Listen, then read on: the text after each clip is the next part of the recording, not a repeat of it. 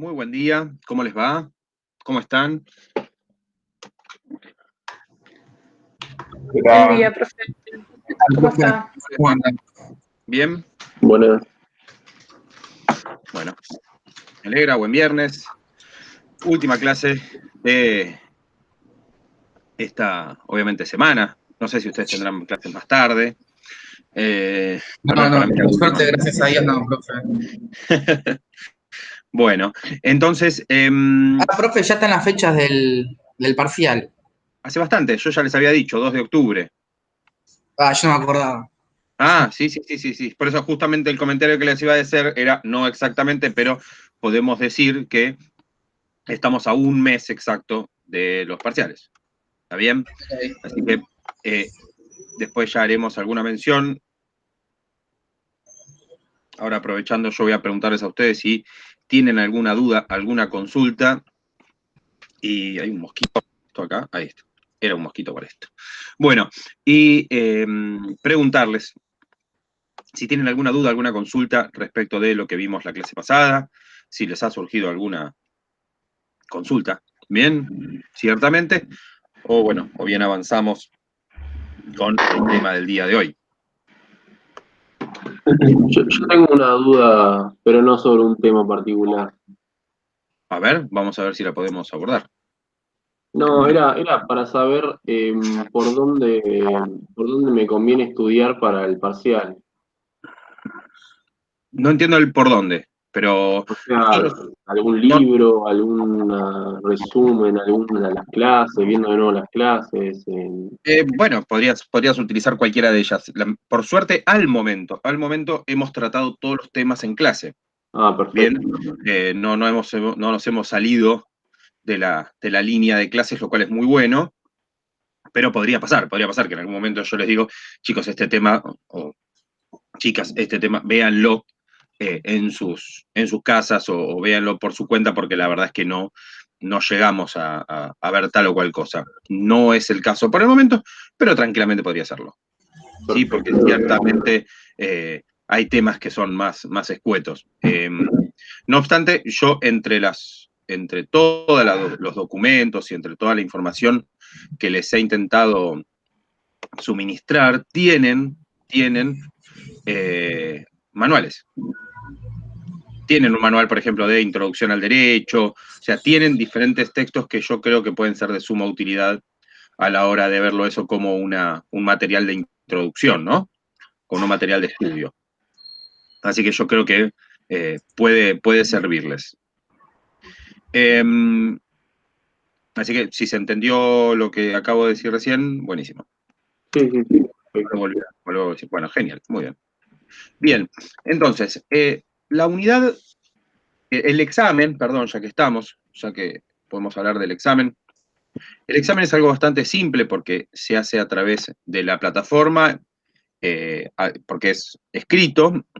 Entonces yo voy a subir un examen en formato Word para que ustedes ingresen, lo modifican, o sea, le modifican los datos, le ponen el nombre, todo, completan, ¿sí? Resaltan, porque es un multiple choice, pero lo importante de que es un multiple choice no es que es solamente un multiple choice, sino que van a tener preguntas de verdadero o falso, van a tener preguntas de opción múltiple, obviamente, pero la intención de ese examen, a diferencia de todos los tiros al pichón que uno puede encontrar en un multiple choice, en este caso, ustedes lo que tienen que hacer es contestar, o se recomienda contestar, aquellas respuestas, aquellas consignas que ustedes saben la respuesta. Y les voy a decir por qué.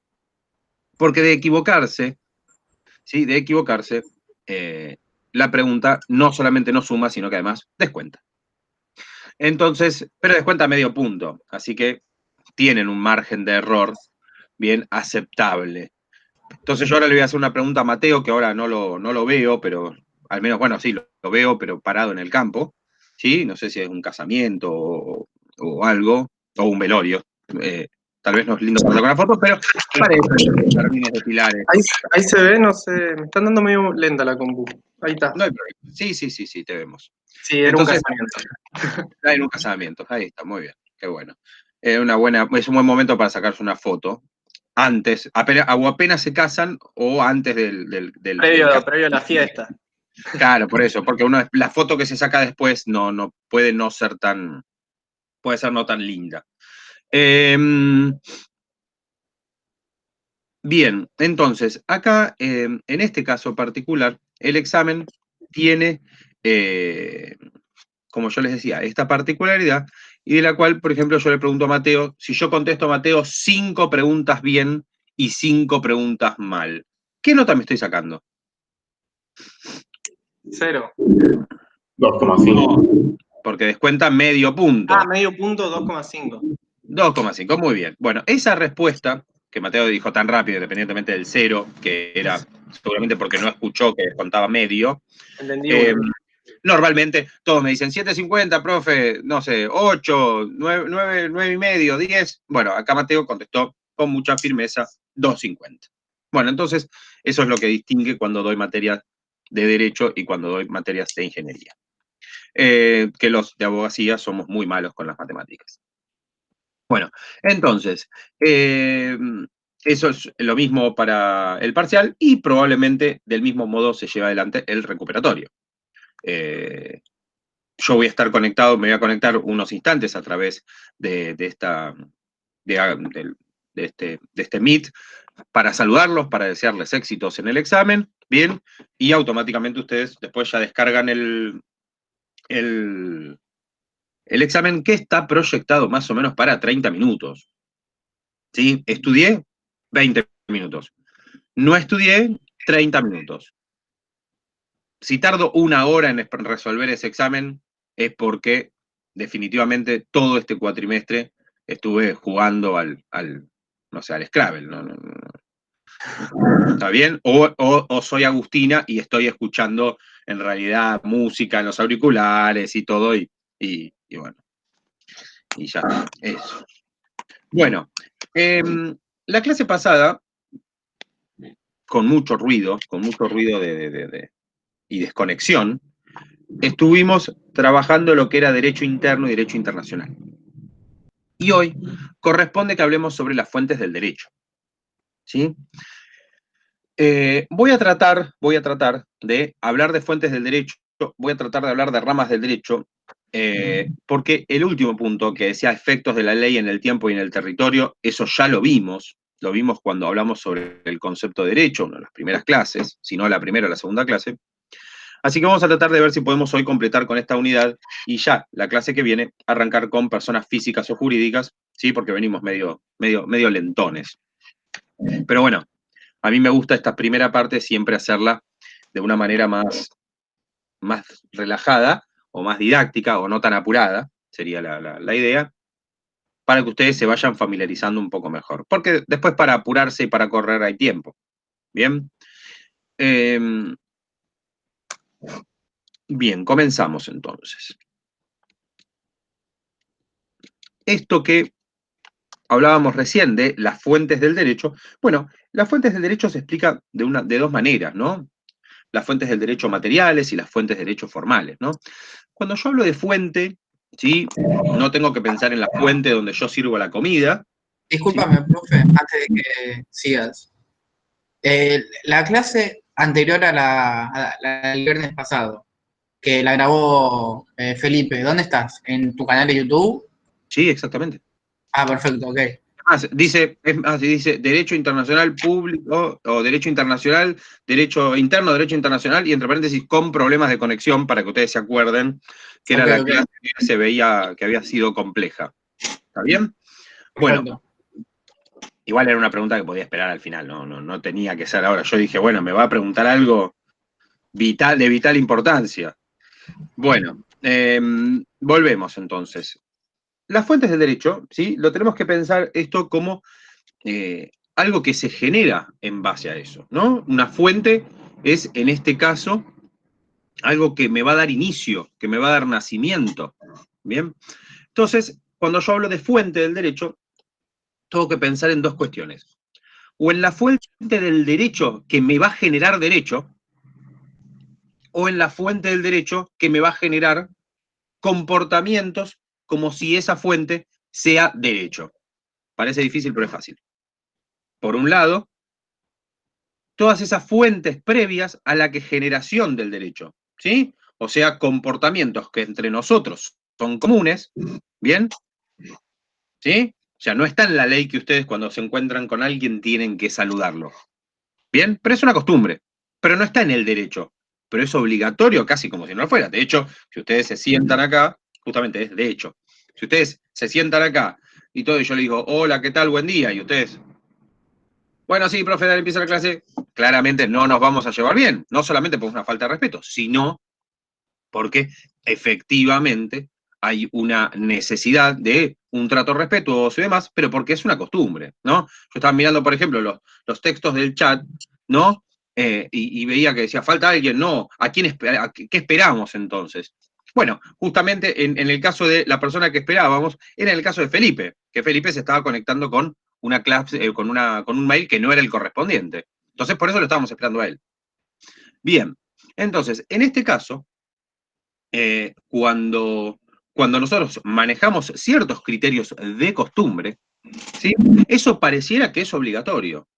¿Bien? Y en algunos casos, digo la costumbre como cualquiera de las otras fuentes, y en ese caso, el Estado, ¿sí? A través de sus instituciones legislativas, como por ejemplo el Congreso, como también puede ser el presidente a través de un decreto, ¿no? Pero digo, el Congreso lo que hace es, trata y dice, no, mira, hay que hacer una ley respecto a esto. Y así se fueron generando diferentes legislaciones que partían desde la costumbre. ¿Sí? Y en diversas materias, no solamente a nivel general, como les estoy diciendo, algo tan simple como como saludarse a la mañana. Bien, acá todos cuando vamos al baño salimos, nos lavamos las manos. Sin embargo, no hay una ley que diga que hay que hacerlo. ¿No? Sí hay normativa ahora, mucha normativa en cuanto a cuestiones de salud que dice casi que nos tenemos que lavar las manos cantando el feliz cumpleaños, ¿sí? O que el alcohol en gel, o que tenemos que meternos las manos así entre los dedos y rascarnos con las uñas. Pero en realidad no es una normativa que es propia de lavarse las manos. Eso es más para una canción para chicos, ¿no? Que le cantaban a lavarse las manos con agua y jabón. Entonces, en esos casos, como les digo, es una costumbre, bien, la que existe. Pero en otros casos es una fuente del derecho, que podría ser, como les digo, el ejemplo de la costumbre, que después, ahí es como que se confirma un poco esa tesis de que el derecho es de un resultado social, ¿no? Porque en esos casos es un resultado social. Obviamente, institucionalizado, formalizado, ¿bien? Pero es un resultado social. Entonces, vamos a trabajar los dos tipos de fuentes, ¿bien? Que obviamente es importante para comprender que si yo tengo la intención de, de generar un comportamiento obligatorio para todas las personas, claramente no les voy a decir todos debemos cumplir con esta costumbre. Lisa y llanamente lo primero que voy a hacerlo es tratar de convertirlo en ley o tratar de convertirlo en norma, ¿sí? De tratar de convertirlo en una norma escrita para que, de algún modo, mis alumnos, no solamente mis alumnos me presten atención, sino mis administrados, todas las personas, ¿no? Porque obviamente, las leyes den un punto bastante ya consuetudinario, ya acordado, y si no está escrito, mucho como que no le creemos, ¿no? O sea, pasa que si a nosotros no nos dicen, che, ¿en qué ley está? Siempre tengo una conversación con gente que me dice, ¿y pero dónde está la ley de eso? Claro, a veces nos sorprendería, bien, eh, la cantidad de leyes que hay que tal vez nosotros no tenemos en cuenta. ¿Sí? O sea, es más, hay un principio jurídico, ¿sí? Atacado siempre por ser bastante ficticio, que es la ley se presume conocida por todos. Entonces la ley se nos aplica, a todos los que estamos acá se nos aplica la ley. Bien, en este caso, hay un montón de cuestiones que hacen a la ley que nosotros deberíamos tenerlas en cuenta.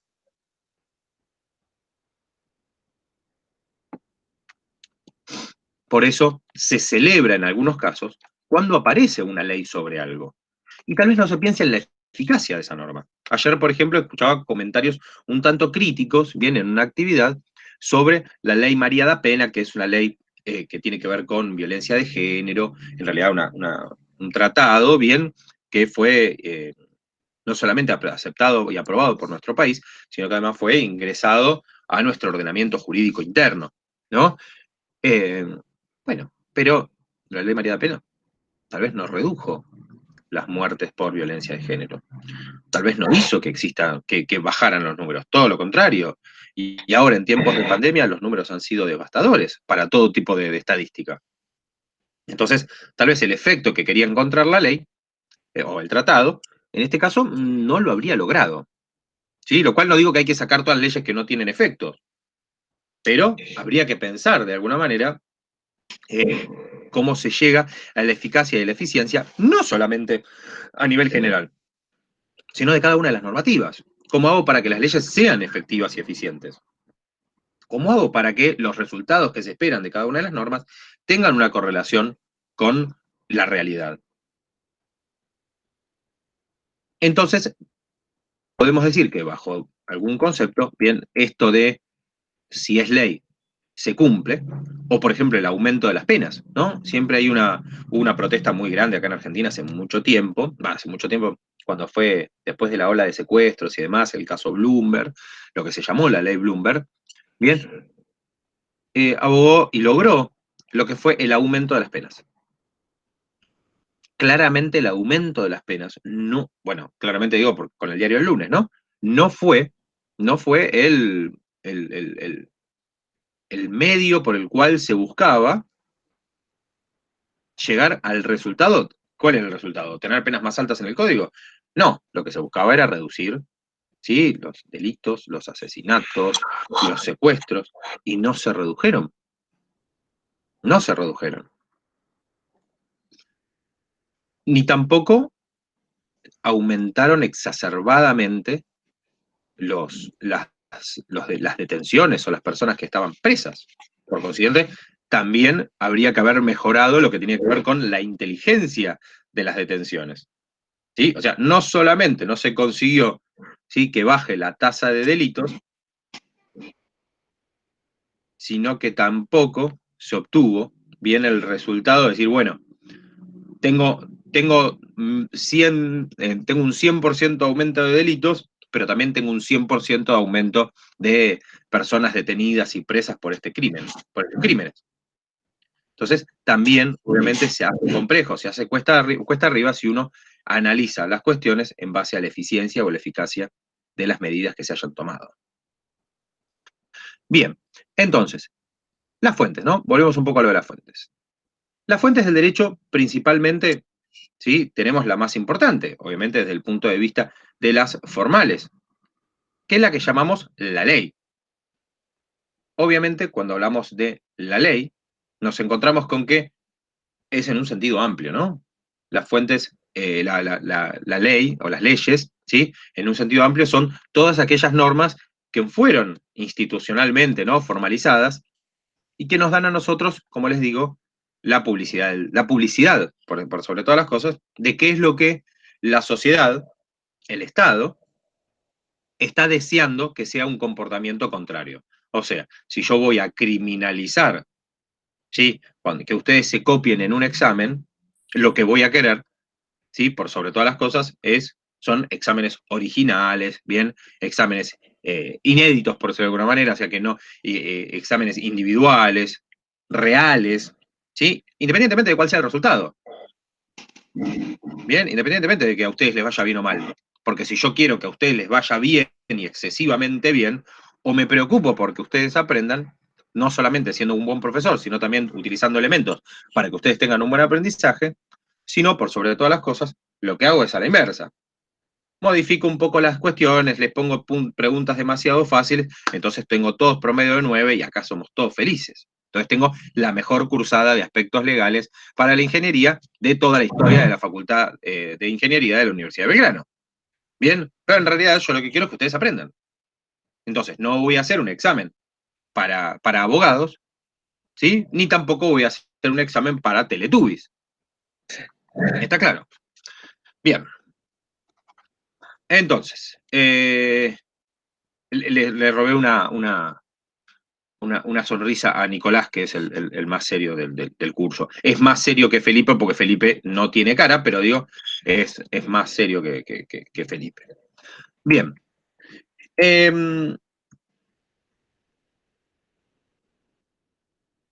Entonces, como les decía, las fuentes, en este caso las formales, entre las cuales encontramos la ley, nos van a dar a nosotros, principalmente, la posibilidad de estar tratando con, no sé qué me apareció en la pantalla, me hizo un sonido. Ah, bien.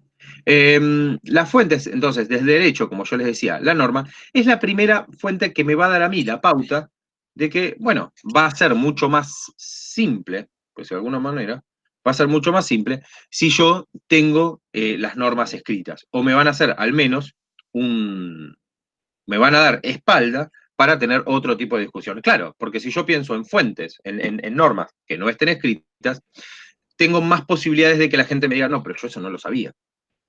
Es verdad, puede ser. No, pero eso yo no tenía idea, no sabía no sabía que estaba prohibido. Yo, si no existe la ley de tránsito, no sé si voy a ir si tengo que ir a 60 como máximo por una calle, perdón, por una avenida, o a 40 por una calle, o a 110 o a 120. Voy a ir por la velocidad que yo considere prudente. Sin embargo, habiendo una ley, bien, el otro día vimos a una bestia, ¿sí? Que fue con el auto, bien, chocó, mató, se le prendió fuego el auto, hizo todo, bien, y hay una ley de tránsito. Sí, hay una ley de tránsito. Entonces ahí, no quiero ser reiterativo, pero ahí tenemos la diferencia entre la eficacia de una norma, ¿sí? Y la ineficacia de una norma. Bueno.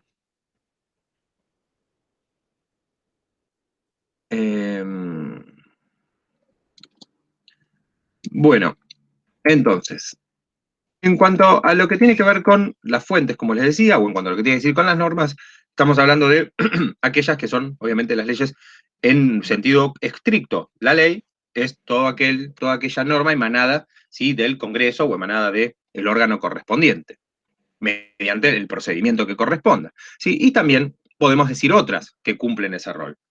Bien, otras fuentes dentro de la categoría leyes, ¿sí? En los cuales encontramos los tratados, ¿sí? Que también son obligatorios para nuestro país. De hecho, desde la reforma del 94, desde el punto de vista de la Constitución, y desde el punto de vista de la jurisprudencia, por ejemplo, desde el año 92-93, 93, si no me equivoco, el fallo Exmejian con Sofovich, nos enseñó, por decir de alguna manera, que, bueno, que efectivamente una norma, cuando ingresa a cuando es aprobado un tratado, ¿sí? Cuando se suscribe el tratado, es obligatorio para el país que lo firma, o en este caso es obligatorio para nosotros, ¿sí? La aplicación de un tratado internacional.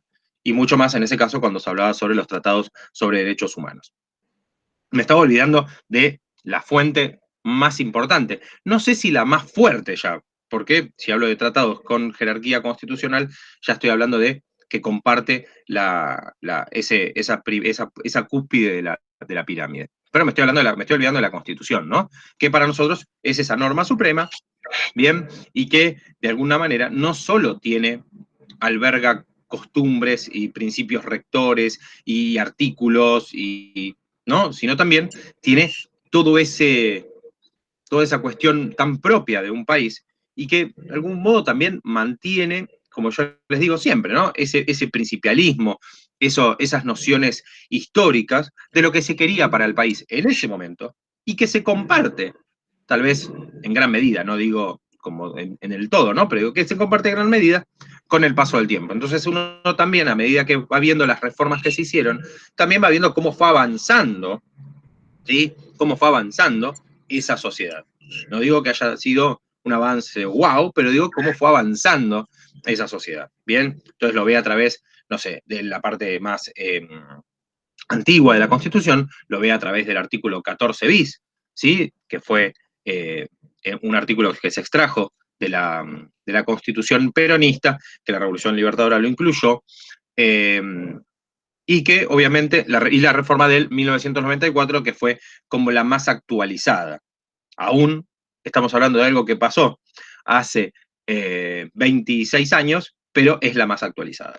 Miren si la sociedad no ha cambiado en 26 años, que de hecho acá están estudiando ustedes que tienen probablemente esa edad o menos todavía. Así que ya tenemos generaciones que no conocieron la Constitución anterior. Entonces, eso también muestra de cierta desgeneración, no degeneración, sino desgeneración, bien, de una norma que fue generada o fue creada y que no fue actualizada, y que hay toda una sociedad o toda una generación entera que no la ha visto en su versión anterior, sino que ya ha tenido esta. Bien, entonces, tenemos la ley, con la Constitución, los tratados, las leyes propiamente dichas, los decretos. Y también tenemos otras fuentes. Bueno, una de las otras fuentes, ¿sí?, es la costumbre. La costumbre es estos comportamientos que de alguna manera existen en esa sociedad, ¿sí?, y que efectivamente me van a dar a mí la pauta de que hay una cuestión que es obligatoria en ese lugar, ¿sí? Es obviamente para nosotros importante, que la sociedad se siga manteniendo más o menos con esas mismas reglas. Entonces, bueno, entonces aparecen estas fuentes del derecho que, entre las cuales, perdón, aparece la costumbre, que nos va a dar a nosotros la pauta de, bueno, cómo es esa sociedad y cómo quiere seguir siendo esa sociedad. Normalmente a las costumbres se las emparentan con los usos, ¿no? Se dice usos y costumbres, ¿sí? Bueno, eso es, de alguna manera, una manera también de incluir no solamente esas actitudes, esas actividades, esos comportamientos, sino también esas cuestiones que son reiteradas en el tiempo, que son de uso común, ¿bien? Y que efectivamente, con una noción tal vez más utilitarista, ¿bien?, llegamos a que, bueno, hay un uso para una cosa que se reitera en el tiempo y que a veces, cuando hay un conflicto, ¿no? Si ustedes, por ejemplo, no sé, alquilan una casa para vivienda, bueno, en eso la ley es bastante clara, pero en realidad no es que sea bastante clara. Se establece, yo alquilé una casa para vivienda, bueno, claro, entonces no puedo utilizarla para un salón de fiestas. ¿Por qué? Bueno, porque es vivienda. Bien, la palabra vivienda me da una pauta de que yo voy a vivir ahí, y no de que efectivamente lo voy a utilizar para ejercer el comercio, ¿no? Entonces, teniendo en cuenta que las costumbres ya se tratan, ¿no?, de un carácter cultural, y que conlleva una serie de conductas que son jurídicamente obligatorias y que se aplican de manera generalizada para toda la comunidad, ¿no? Entonces, eso va en contra de lo que yo les decía antes, que es, al ser la fuente formal más antigua, es porque justamente es lo que esta sociedad quiere para sí, lo que esa comunidad quiere para sí. Después encontramos también dentro de las fuentes formales lo que es la jurisprudencia. La jurisprudencia es la interpretación de las leyes.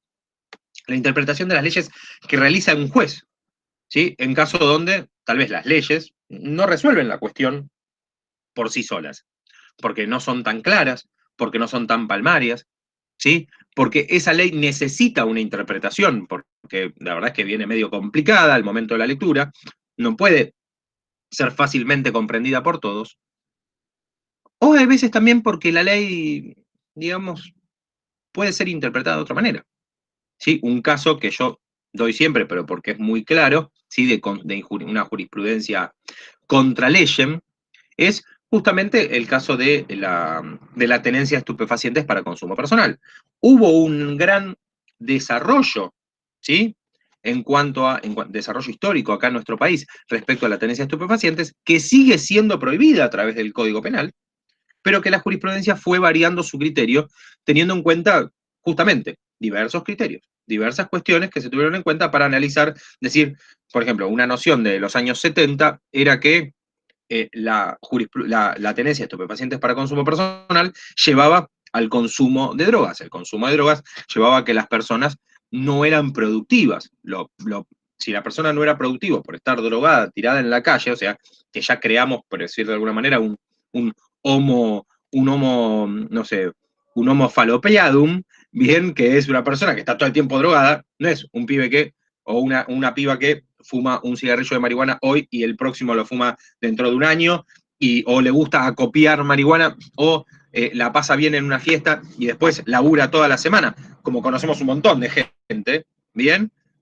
¿Sí? De hecho, hay drogas legales que hacen peor, ¿no? Si yo me agarro los Alplax de la abuela y salgo en el auto, bien, probablemente voy a destrozar muchas más familias que si lo hace una persona que en el seno de su hogar decide relajarse a su manera. ¿Sí? Bien. O hacer un viaje a su manera. Entonces, pero esta es una opinión meramente personal y en este escenario, ¿sí?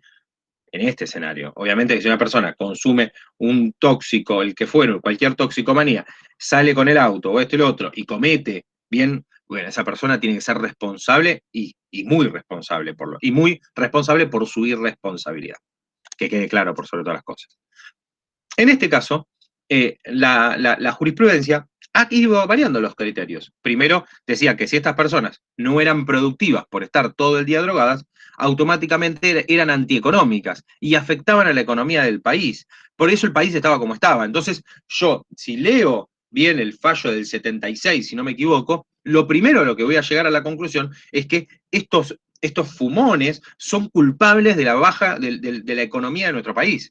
¿Sí? Nuestra economía está así por culpa de esas personas que fuman marihuana o que tienen estupefacientes para consumo personal, ni siquiera que la fuman, sino que la tienen para fumarla o para consumirla cuando se les ocurra. Entonces, lamentablemente, ese criterio duró varios años, hasta que durante la época de los 80, ya en una Corte Suprema distinta y demás, se revirtió esa situación, se revirtió y se entendió en una época, como les digo, de una exacerbada, en algunos casos positiva, en otros lados no tanto, bien, era de las libertades individuales, entonces se entendió que esta posibilidad de yo consumir algo, tener algo para consumirlo, mientras sea en el seno de mi hogar, mientras sea dentro de mi privacidad, no tenía que afectar a nadie. Porque, bueno, porque es muy claro, lo dice el artículo 19 de la Constitución.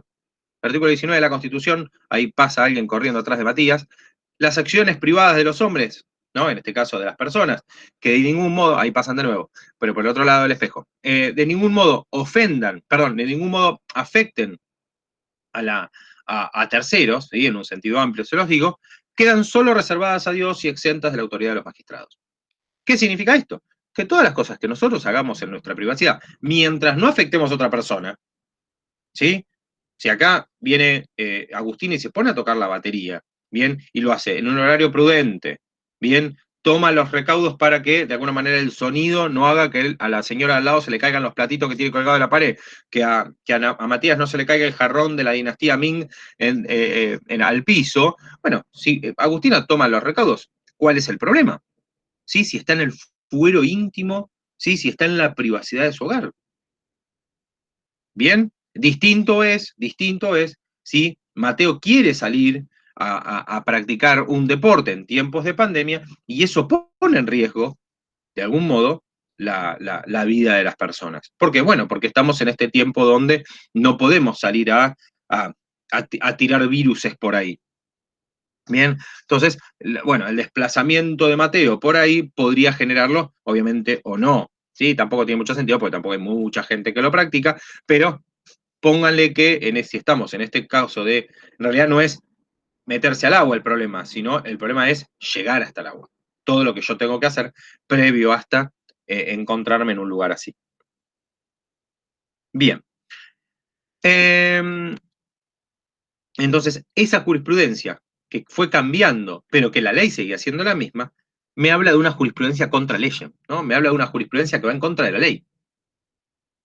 También hay costumbres contra la ley, desde ya. Hay costumbres que se hacen en contra de una ley, porque, bueno, porque ya pasó, ¿sí? Que los cafeteros tengan que vestirse de color marrón o de azul, ya no tiene mucho sentido, ¿sí? Porque la verdad es que si yo veo un tipo que viene caminando con un termo en la mano y con un carrito, con todo vasito, con una porción de torta, bien, salvo que, no sé, que estemos en un país medio extraño, que podría ser tranquilamente, pero que estemos en un lugar medio extraño, bien, es un cafetero. ¿Sí? No tengo posibilidades de decirle, hola, ¿qué tal, señor Superman? Es un cafetero. Bien, entonces esa costumbre, por ejemplo, que con el tiempo se fue dejando de lado, ¿sí? O las normativas que tenían que ver, por ejemplo, con el cuidado que debía tenerse cuando se implementaran las primeras vías de tren, no vías de tren, perdón, las primeras señales de tren, no automáticas. Antes venía el tipo con la manija y levantaba la barrera. Con el tiempo se fueron automatizando. Bueno, pero al principio se desconfiaba un poco de esa automatización. Entonces el primero del camino tenía que fijarse si para un lado o para el otro, si venía el tren. Todas esas normas fueron dejándose de lado, ¿sí? Porque justamente los accidentes no se provocan por las barreras, sino por los que siguen cruzando con la barrera baja. Bien, que esos casos hay y muchos, y muchos, y muy drásticos y muy trágicos. Bien.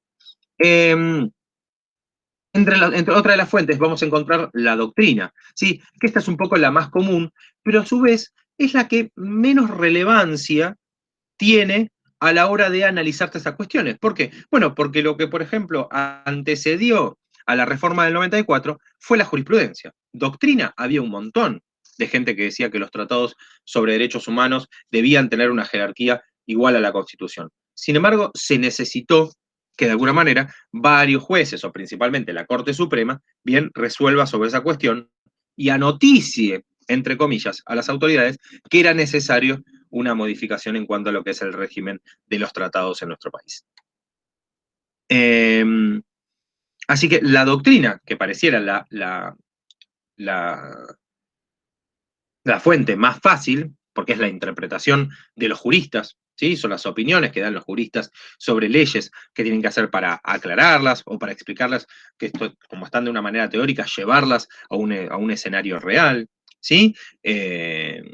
¿Cómo hacemos para aplicar una norma? Entonces, no obstante, esa fuente, les digo, no es una de las más consultadas, no es una de las más utilizadas por los tribunales.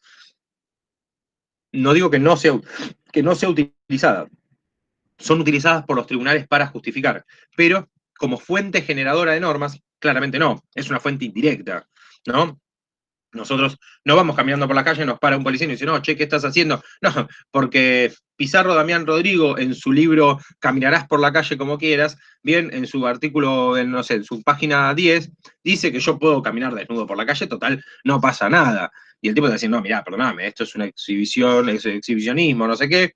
Bien, te labran un acta contravencional y te mandan a tu casa para que te pongas la ropa.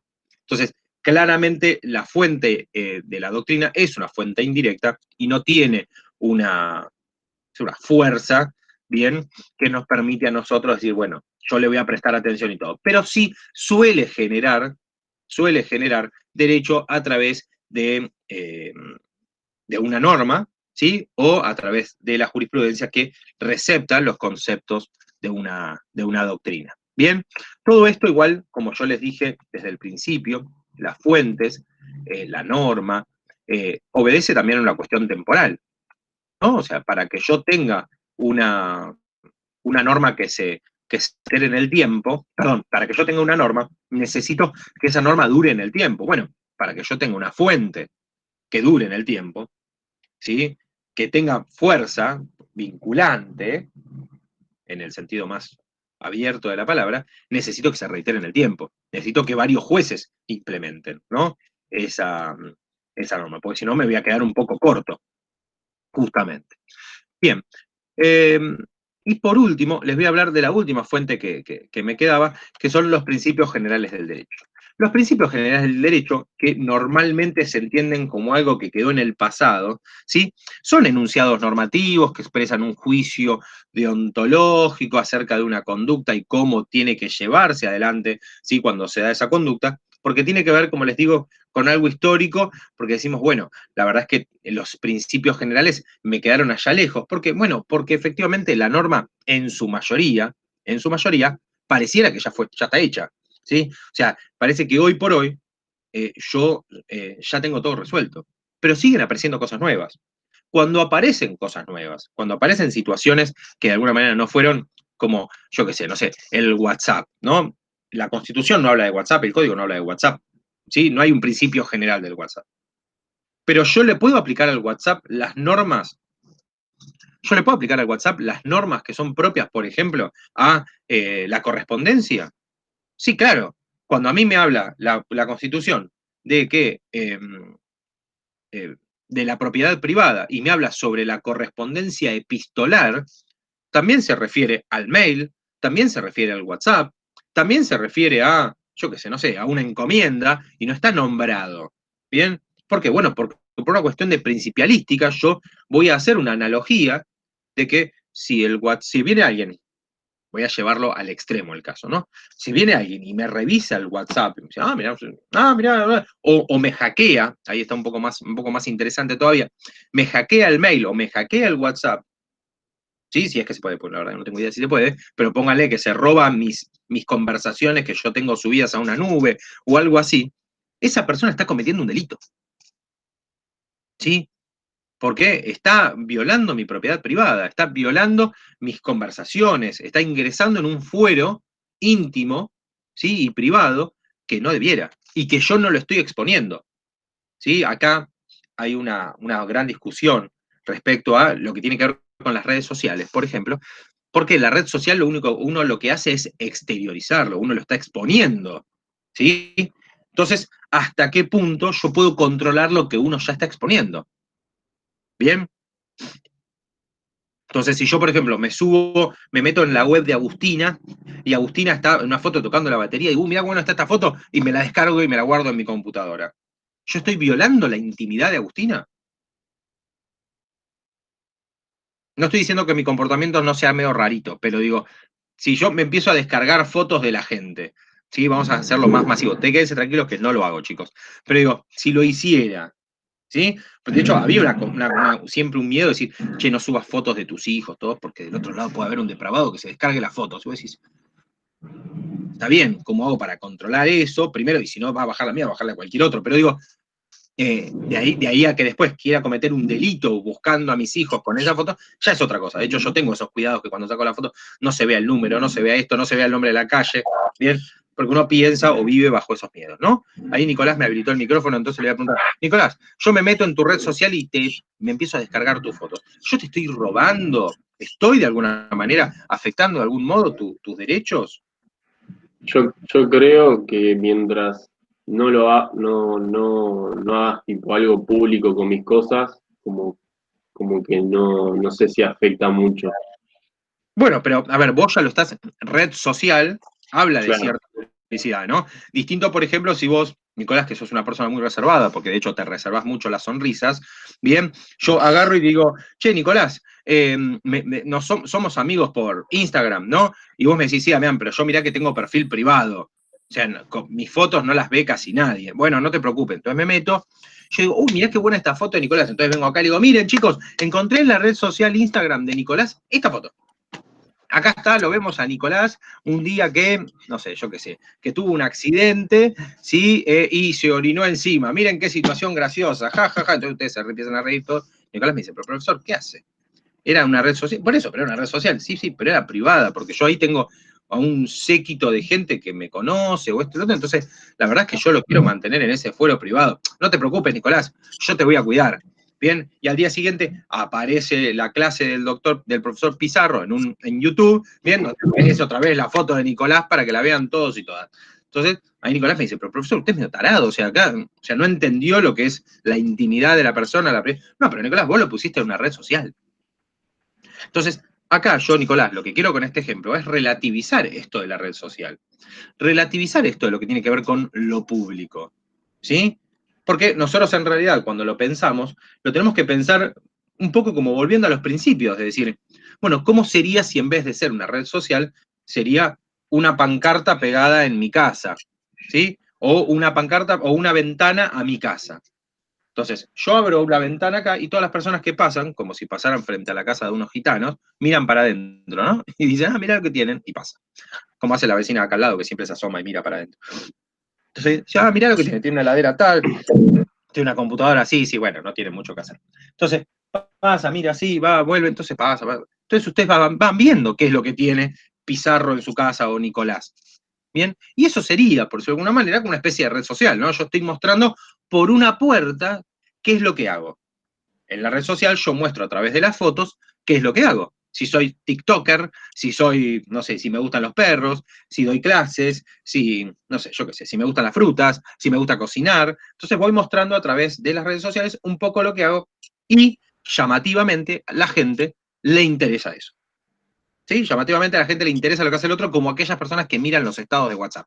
¿Sí? Que a mí siempre me causa gracia las personas que miran los estados de WhatsApp. Digo, no, hay que tener un tiempo de de vida, ¿no? Para ver justamente los estados de WhatsApp, porque la verdad es que ver lo que hacen personas que uno no conoce, distinto es me dice, no, yo miro los estados de WhatsApp, por ejemplo, de mi hermana, porque, bueno, porque ahí sube fotos con mis sobrinos, todo, ¿bien? Entonces, bueno, apunto un poco ahí, porque mi hermana no me la está todo el tiempo mandando, porque si no es un plomazo.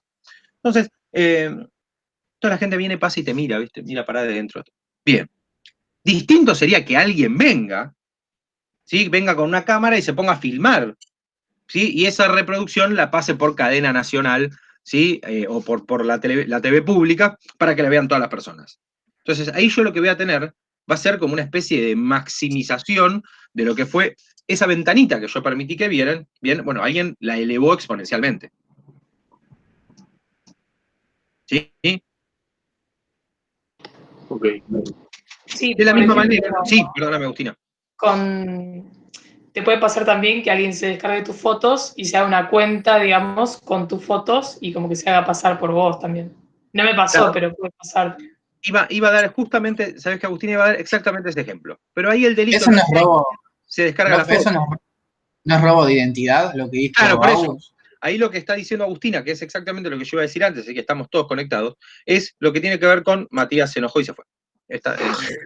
Le cortaste justo la pregunta y se le corté la pregunta y dijo, listo, me voy.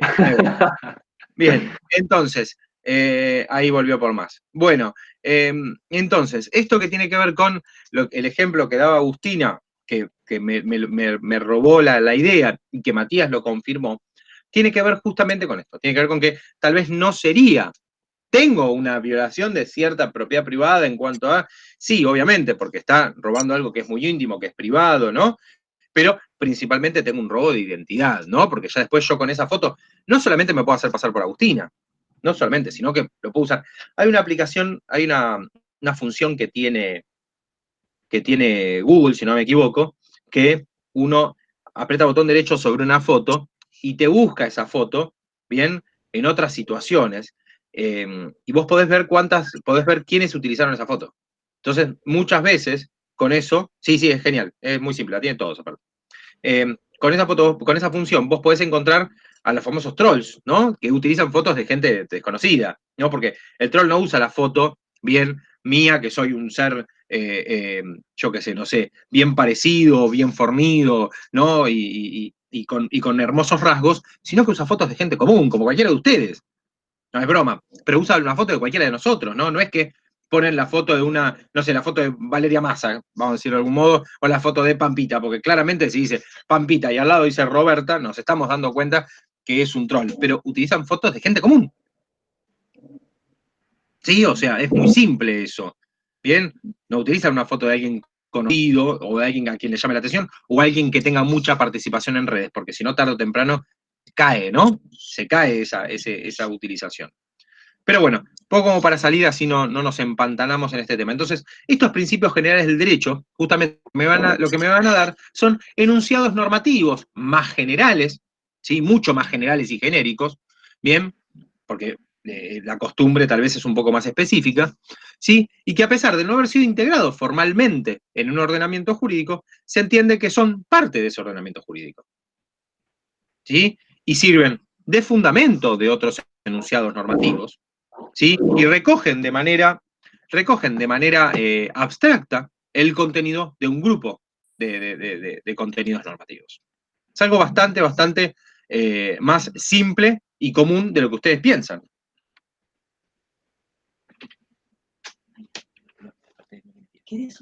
Dale. Bien, entonces,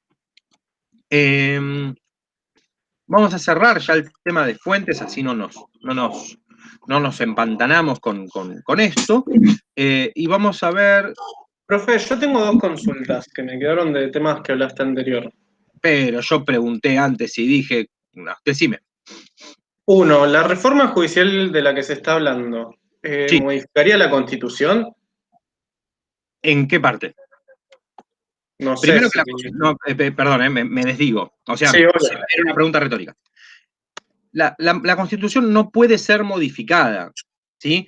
Cualquier norma que vaya en contra de un precepto constitucional es totalmente nula, o mejor dicho, es inconstitucional, ¿no? No es anticonstitucional, sino que es inconstitucional. Por consiguiente, no puede llevarse adelante, ni siquiera en el examen ex ante que deben hacer los legisladores, ni siquiera debe ser aprobada o ingresar al sistema normativo, y no debe ser entrada en vigor, o sea que no debe ser puesta en vigor, por consiguiente tampoco debe ser promulgada por el Poder Ejecutivo. Y después, apenas empieza a funcionar, los jueces lo primero que tendrían que hacer es declararla inconstitucional. Por consiguiente, sería una norma que no tendría que tener vida. Pero ¿qué pasa? Hay que ver, yo no he hecho el análisis correspondiente todavía de la reforma judicial, porque sinceramente no, como de alguna manera todavía hay un caso muy interesante una vez que con la ley, si no me equivoco, es la ley de democratización de la justicia anterior, ¿sí? Que un abogado vio que la de ley de democratización de la justicia iba en contra de la Constitución y presentó un amparo para que no se lleve adelante, o mejor dicho, para que no se discuta, para que no se apruebe, y efectivamente lo primero que le dijeron fue, doctor, todavía la ley no existe. Para yo poder declarar, para poder pedir un amparo, necesito una ley vigente, y esta no es una ley vigente.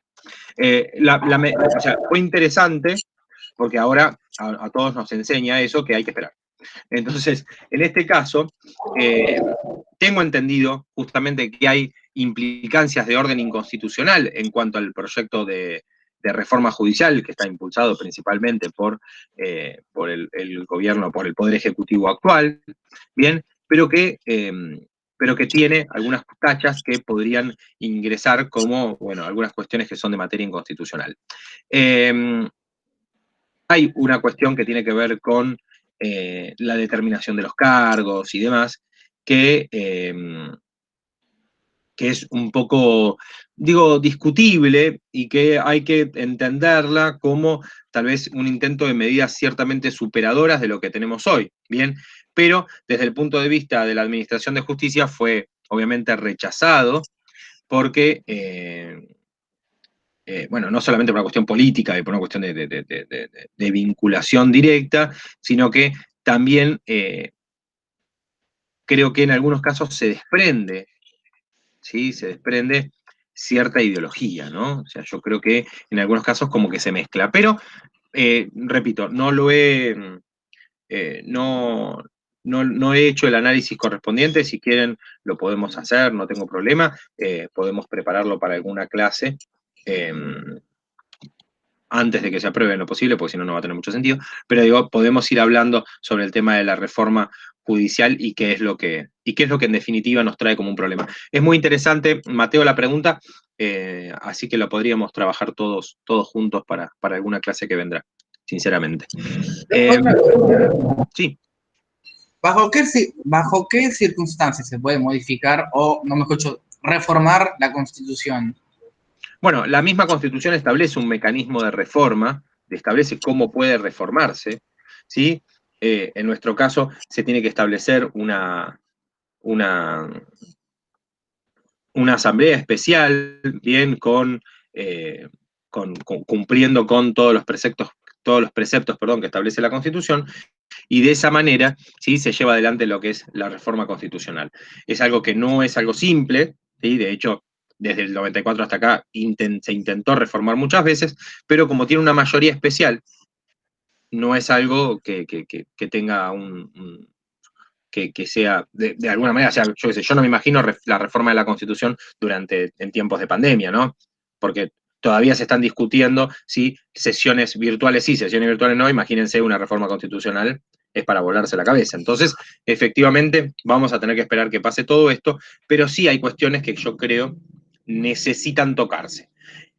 Necesitan retocarse, ¿no? Necesitan acomodarse. Pero hay que tener mucho cuidado porque las reformas constitucionales, y más en Latinoamérica, tienen una sencilla, tienen un ligamen muy, muy fuerte con la posibilidad de afectar ciertas cuestiones republicanas o democráticas en cuanto a lo que tiene que ver con la duración de los cargos y demás. Y una cosa que se ha intentado ya en algunas oportunidades es, por ejemplo, modificar la parte sobre la reelección, ¿no? O sea, la posibilidad de que un presidente pueda ser elegido por más de 2 periodos, lo cual ya fue modificado en el 94, porque antes del 94 el presidente tenía una duración en el cargo de 6 años y no podía ser reelegido. Ahora, o mejor dicho, a partir del 94, es por 4 años y puede ser reelegido por un periodo más. Así que eso ha cambiado, de algún modo. Pero si hay algo que yo tengo noción o que se ha intentado desde el 94 hasta acá, es modificar esa cuestión para que podamos habilitar la posibilidad de cierta reelección indefinida, lo cual está rechazado por la mayoría de la comunidad jurídica en cuanto a que provocaría cierta, no solamente cierta inmortalidad en el cargo y cierto o sea, perdería la posibilidad de que ciertas otras voces puedan oírse y probablemente, aparte el ser humano, no voy a decir ni el hombre ni la mujer, ya el ser humano en sí se pervierte fácilmente con los poderes, ¿no? Entonces, si yo mantengo a una persona en el poder, esto es una suscripción mía, ¿no? Creo que voy a estar más cerca de que esa persona sí se haga como una especie de semidios. Entonces la idea es evitar esas cuestiones.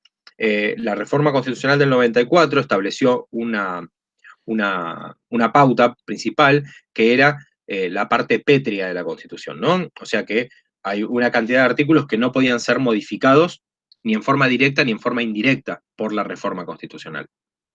¿Sí? Que tiene que ver con la forma republicana de gobierno, con la forma democrática, con representativa, con las cuestiones religiosas,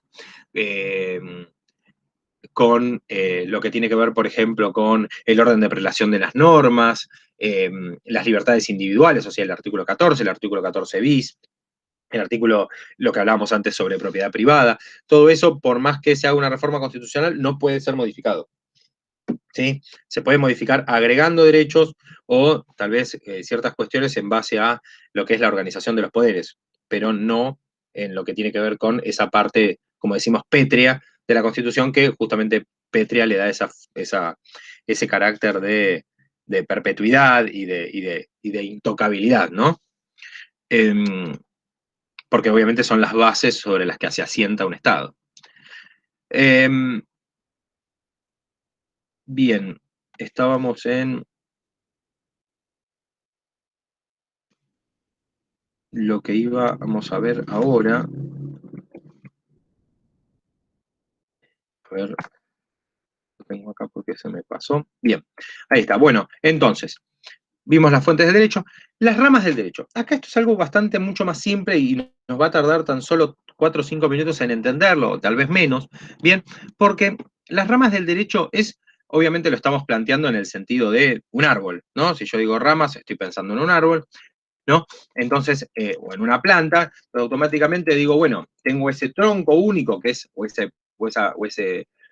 esa rama más grande, esa rama mater, por decirlo de alguna manera, o esas raíces que son las del derecho, ¿bien? Y después, ¿cómo se va extendiendo en diversas ramas, ¿no? Entonces digo, mientras que el derecho era ese conjunto de normas, o ese conjunto, se puede decir, de comportamientos, de usos, de costumbres, ¿bien? Pero es eso que de alguna manera va por un solo andarivel, después yo voy a tener, por decirlo de alguna manera, diferentes especializaciones, que son estas ramas del derecho, ¿bien? Entre las cuales encontramos la rama del derecho laboral, del derecho tributario, lo que llamamos el derecho penal, el derecho constitucional, o el derecho civil, el derecho comercial, ¿bien? O sea, esas son las ramas del derecho, son justamente cuando yo voy especializando. Claro, si nosotros vamos hacia atrás, vamos a encontrar que antes las ramas del derecho eran mucho menos, ¿sí? Porque el derecho comercial y el derecho civil estuvieron distinguidos, pero también, o sea, están distinguidos en cuál es uno y el otro, pero también en un tiempo estuvieron muy juntos. ¿Sí? Si bien el derecho comercial se encargaba de lo que tenía que ver con aquellas primeras empresas, y les estoy hablando del Código Hammurabi, bien, que ya existían esas primeras empresas, pero, o esas primeras sociedades, y no en el sentido tal vez más moderno, pero lo más parecido, el ius civile, por decirlo de alguna manera, existía de todo el tiempo, porque era el derecho de la gente, ¿sí? Era el derecho de las personas. Entonces, efectivamente, yo tengo derecho de las personas hace mucho tiempo atrás. Pero también había cuestiones que de alguna manera yo pienso que son antiguas, pero en realidad son bastante modernas, ¿sí? O mejor dicho, al revés, hay cuestiones que yo pienso que son más modernas, pero en realidad obedecen a cuestiones que eran muchísimo más antiguas. ¿Por qué? Bueno, porque el derecho administrativo, ¿bien? Aparece, por de alguna manera, como un conjunto de normas que regula, ¿no?, el funcionamiento del Estado como poder administrador, ¿no? Pero eso yo ya lo tengo hace bastante, ¿Sí? Me imagino que en Roma existía el derecho administrativo, no el derecho en el sentido moderno que hoy lo conocemos, y escrito y demás, pero existía, ¿no? Bueno, entonces tengo las ramas del derecho, que lo voy a distinguir entre público y privado, para que me sea un poco más fácil, ¿no? La rama del derecho público, el derecho administrativo, que lo acabo de contar recién, el derecho constitucional o derecho político, como se lo conoce también, no porque sean la Constitución y lo político sean lo mismo, sino que en algunos casos se habla de derecho constitucional o político o derecho constitucional y político. Entonces, en este caso, esa rama se ocupa del análisis de las leyes fundamentales que definen a un Estado. El derecho penal comprende las normas que regulan aquellas conductas que son punibles, ¿sí? De las cuales el Estado determina, ¿sí? Cuáles son esas conductas que quiere repudiar. Entonces establece, ¿sí? Cuáles las determina como delitos y cuáles, de alguna manera, por definición, o mejor dicho, por excepción, no lo son. Se establece obviamente una tipicidad a la hora de hablar de las normas penales, bien, por una cuestión característica de qué es lo que se busca punibilizar, y que la rama del derecho penal es mucho más ajustada porque no se utiliza, no se puede aplicar lo que es la analogía, que es un poco esto lo que yo les contaba antes, de relacionar una conducta por otra, sino que la conducta tiene que estar directamente descrita, ¿no? Tiene que ser susceptible de punibilidad, ¿por qué? Y porque si no puede estar afectando lo que se llama una garantía constitucional.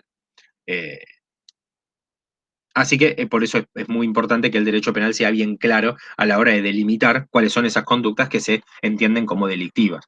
Porque si no, estaremos ante las garantías constitucionales que me van a resguardar, por sobre todas las cosas, a la persona que en este caso no estaría delinquiendo. Bien, el derecho procesal, ¿sí? También se lo entiende gran parte de la doctrina como un derecho público, porque regula justamente la organización y las atribuciones de los tribunales de justicia, y que obviamente establece cuál es la actuación o cómo debe ser la actuación de las personas ante esos tribunales. El derecho laboral, en nuestro país, el derecho laboral tiene una fuerza muy importante, bien, porque viene con una regulación del Estado para públicos y privados. Hay muchos que lo ubican en el derecho público, hay otros que lo ubican en el derecho privado, y hay otros que dicen que es cierto derecho ecléptico, porque tiene un poco y un poco. El derecho tributario, sí, gracias. El derecho tributario, que es un conjunto de reglas y normas que va a establecer principalmente la regulación de la relación jurídica tributaria entre la persona del administrado, perdón, o sea, nosotros, y la del administrador, que es el Estado, ¿no? La administración pública. Entonces, eso va a regularlo el derecho tributario. Con el derecho tributario siempre me da una pauta,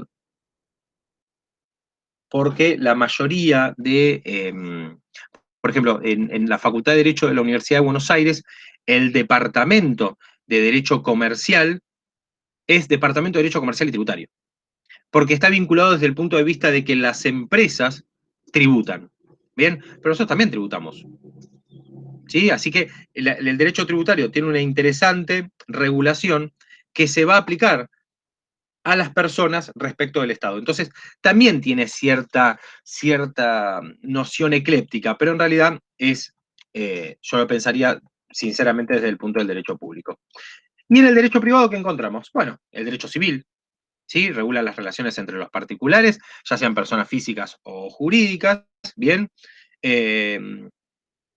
Pero obviamente cuando no lo hace en el ejercicio, cuando no están ejerciendo una función comercial, ¿no? Son cuestiones de relaciones patrimoniales, personales, de vecindad, cuestiones de derecho de familia, ¿sí? Lo que el derecho de familia y de sucesiones. Bien, mientras que vamos a encontrar también en el derecho privado lo que llamamos el derecho comercial o derecho mercantil, que obviamente va a llegar a regular, ¿sí? O comprende las normas que regulan lo que es la actividad de los comerciantes. Los comerciantes individuales o los comerciantes colectivos, ¿no? O sea, las personas físicas, las personas jurídicas, las empresas, los individuos, el comerciante de la calle, bien, y obviamente las relaciones comerciales que se dan en torno a lo que llamamos los actos de comercio, ¿no? Los actos comerciales, que son las que nos van a definir quiénes son los comerciantes, ¿sí? Comerciante es aquel que ejerce un acto de comercio en forma habitual, ¿no? No aquel que ejerce un acto de comercio de manera única. Por eso a mí no se me aplican las normas de derecho comercial si yo digo, che, voy a vender esta bicicleta que tengo usada, que no la uso más, la vendo por internet y tengo que pagar, no sé, tengo que pagar impuestos, por decirlo de alguna manera, tengo que pagar un local, no, me tengo que inscribir en la AFIP, no. Bien, porque es un acto aislado, ¿no? Desde ya. Bueno, antes que se nos siga durmiendo Agustina, vamos a terminar con esto. Entonces, esto es de alguna manera los conceptos, los contenidos y cómo delimitamos las ramas del derecho. ¿Bien? En cuanto a lo que es el efecto de la ley en el tiempo y en el territorio, ya lo hemos hablado, ¿sí? La aplicación e interpretación de la ley, ya lo hemos conversado respecto a cómo se interpreta, ¿sí? No vamos a ver las normas de interpretación de la ley porque sinceramente son muchas, o mejor dicho, son muy complejas y de alguna manera no obedece tanto al curso, pero es interesante, ¿sí? Y que de alguna manera también nos va a dar la pauta de cómo se van a aplicar las normas en los tribunales, ¿no?